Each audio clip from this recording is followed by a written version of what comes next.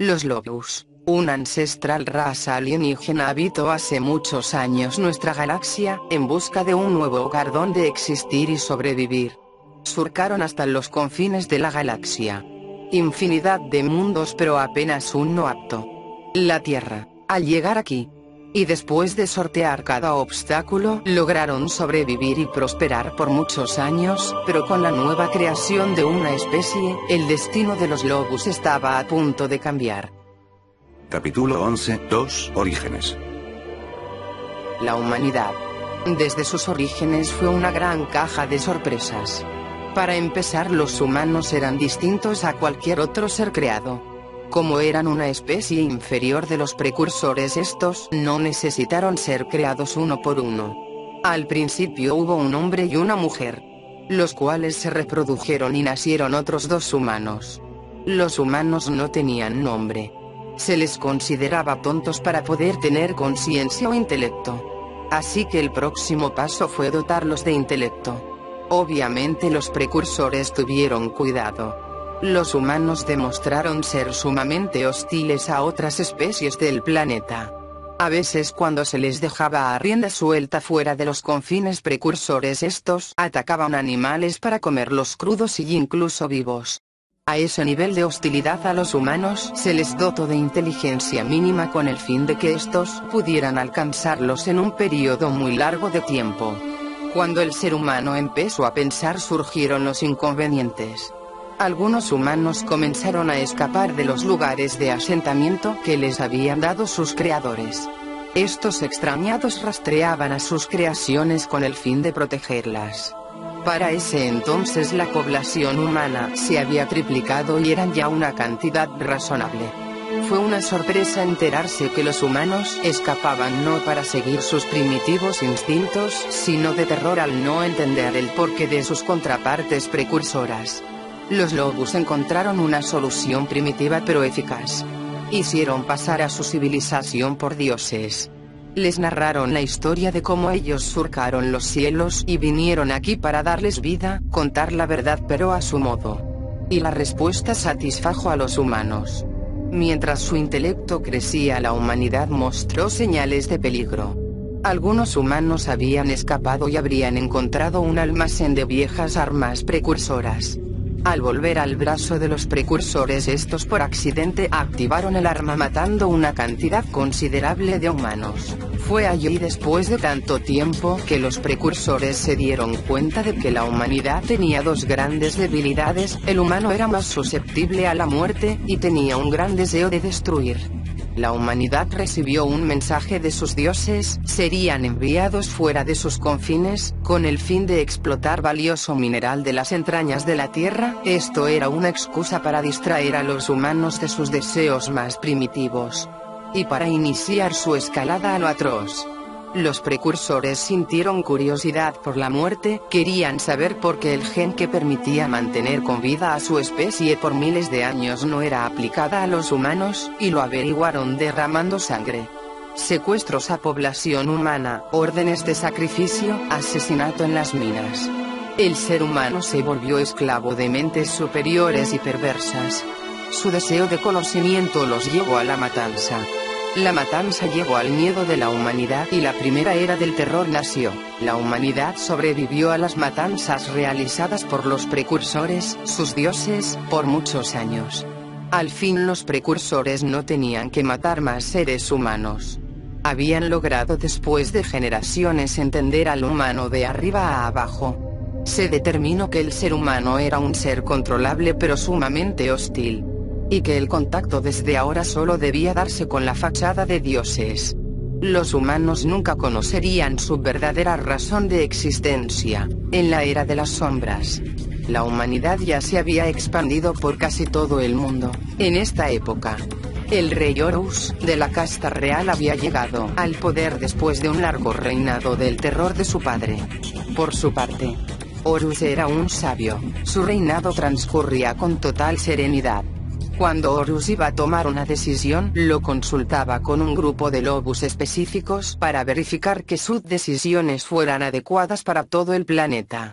Esta consistía de Anaek, una joven trabajadora de vida; Fenrir, el armero real, Moloch, general de los lobos, y Lorot, una vieja trabajadora de vida con gran habilidad para predecir sucesos futuros. En ese momento y gracias a los materiales dejados atrás por los humanos en la Guerra del Terror, los Lobos recuperaron su poder espacial y eran libres de orbitar la Tierra. Ahora los humanos ya habían olvidado a sus crueles dioses, y tenían solo un mero recuerdo de ellos. Los Lobos vivían escondidos de la humanidad. A veces los rostros familiares de dioses surgían en pequeños poblados humanos, Horus y Anaek. Con el tiempo tuvieron un hijo, al cual llamaron Anubis. El joven Anubis creció tanto dentro como fuera de la ciudadela de los Lobos. Anubis era distinto a sus familiares.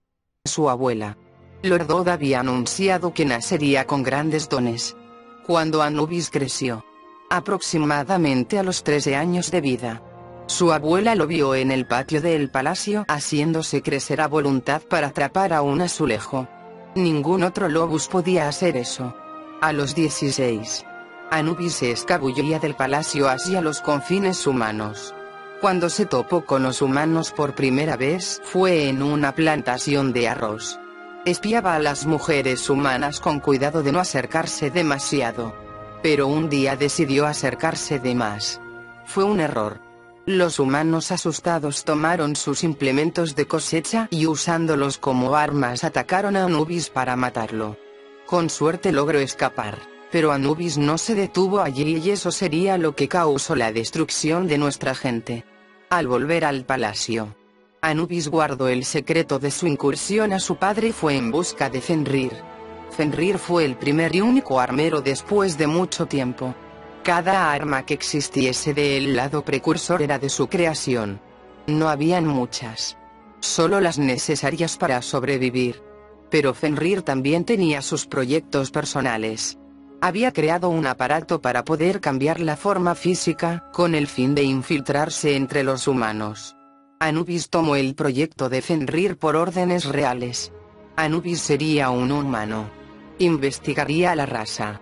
Y volvería cada día al atardecer para volver a su vida normal. Los humanos no eran siempre monstruos. A veces solo tenían miedo. Anubis comenzó a vivir entre humanos y lobos. Aprendió el lenguaje humano local. Y cada día al caer el sol se escabullía entre humanos y volvía a su realidad. Su padre y Fenrir insistieron fuertemente en que el joven príncipe portara un arma, ya que los humanos eran bestias violentas en presencia de una especie avanzada. Pero él se negó, decidido a conocer la nobleza de los humanos. Anubis creció y maduró entre humanos, destacándose por sus habilidades para cazar. A sus 20 años Anubis era un guerrero puro. Fenrir lo definía como un hombre humano, una máquina de matar viviente. Con frecuencia daba palizas a la guardia cuando no se le permitía llevar alimentos de la ciudad a los humanos. A los 23, Anubis regresó a su casa como un colonizador.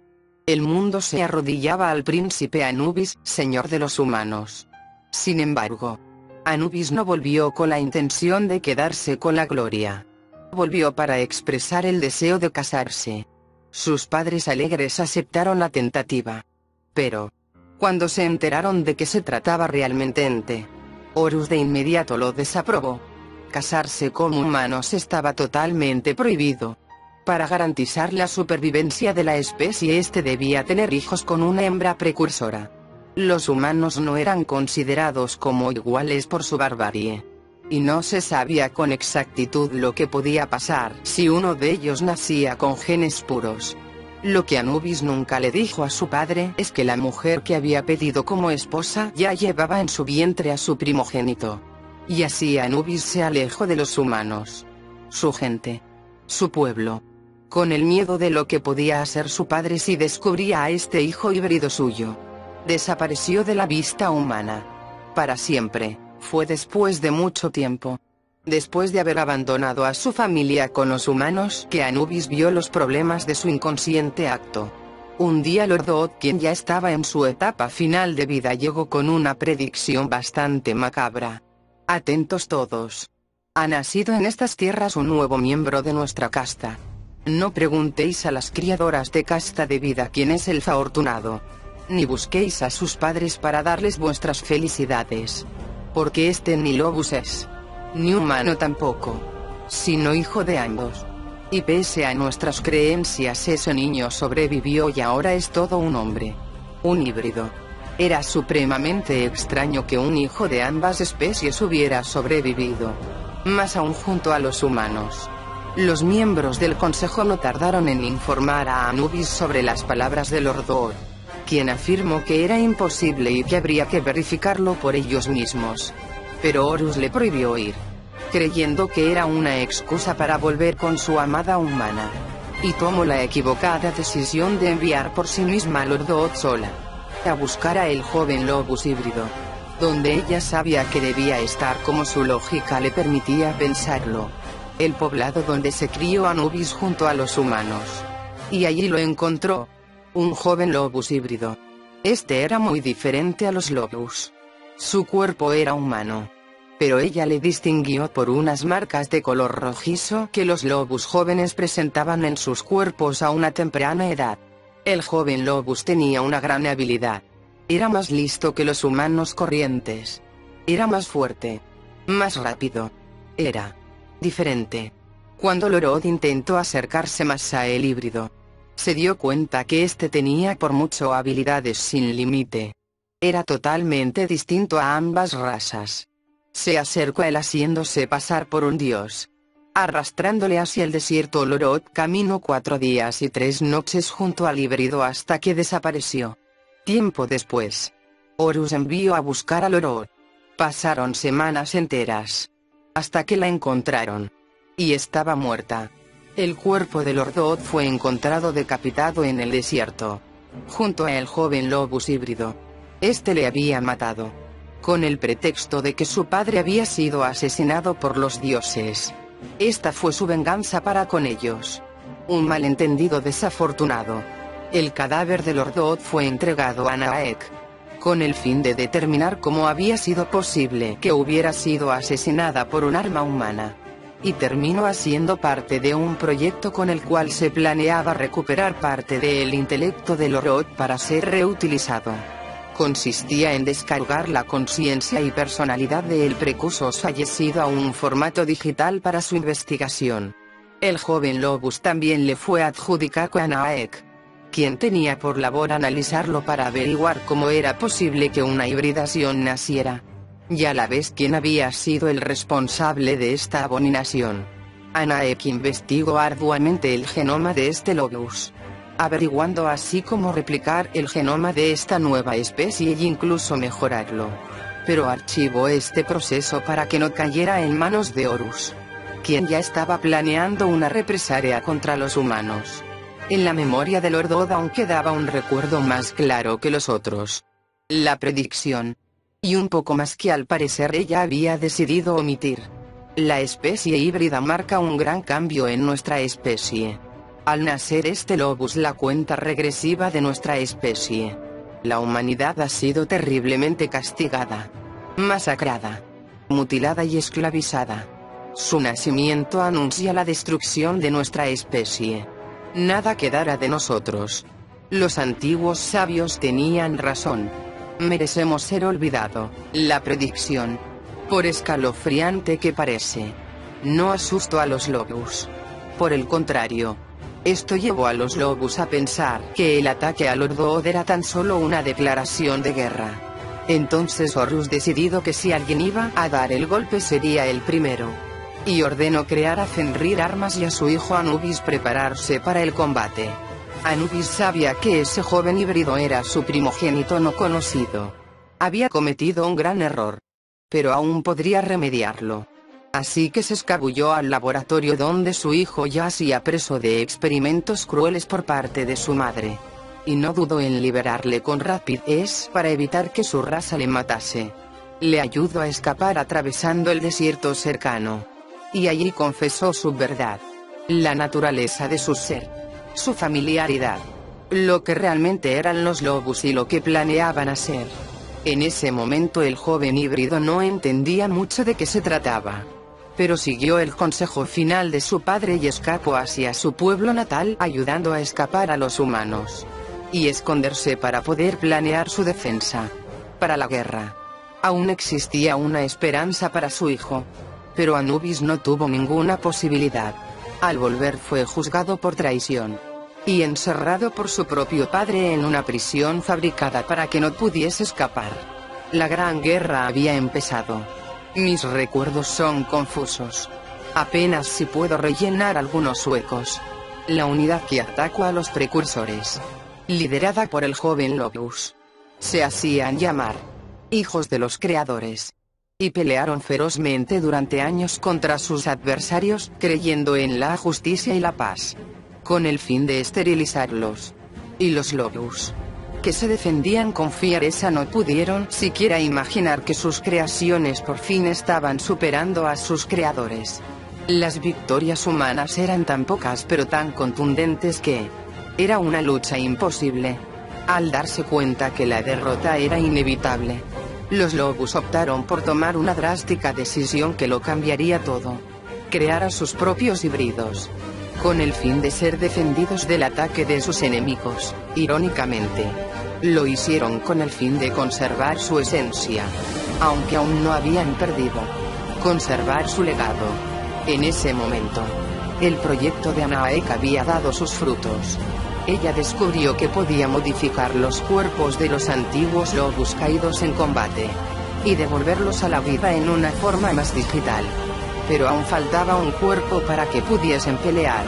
Y dado a que ya habían logrado duplicar o incluso mejorar el genoma Lobus híbrido, ella encontró la forma de implantar esta memoria de otro ser vivo en la cabeza del otro Lobus híbrido. Así nacieron las Ingeniero y los Lobus tipo 1, o Casa. Eran guerreros hábiles, rápidos y eficaces. Su habilidad en batalla y la ventaja de poderse infiltrar en filas humanas los convirtió en el arma que dio la ventaja a los precursores una vez más. Pero no duró mucho tiempo. Para el final de la guerra la mayoría de estos híbridos ya habían muerto en la guerra. Todos menos uno. Lo llamaban Gutir, almirante de los Lobus. Un Lobus sumamente aterrador.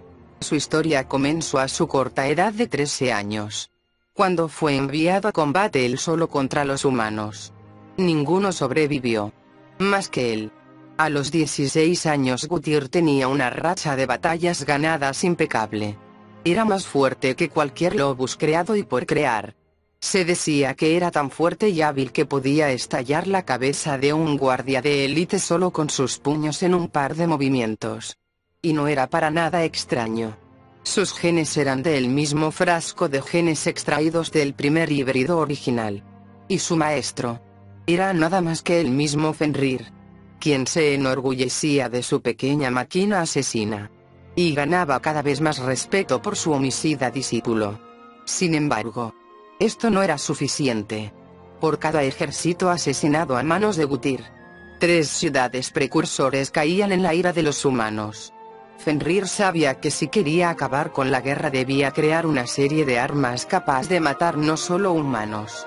Debía matar a ese primer híbrido. Una vez muerto los humanos se rendirían y la guerra habría acabado. Así que comenzó a diseñar un arma para Gutir. Una tan destructiva y poderosa que nada ni nadie podría enfrentar. La llamó Espada Inferna. Esta arma estaba diseñada para quien sea que la portase se hiciera prácticamente indestructible. Usó materiales desconocidos y forjó el arma con cuidado. Pero antes de que pudieran terminarla, los humanos asediaron la ciudad.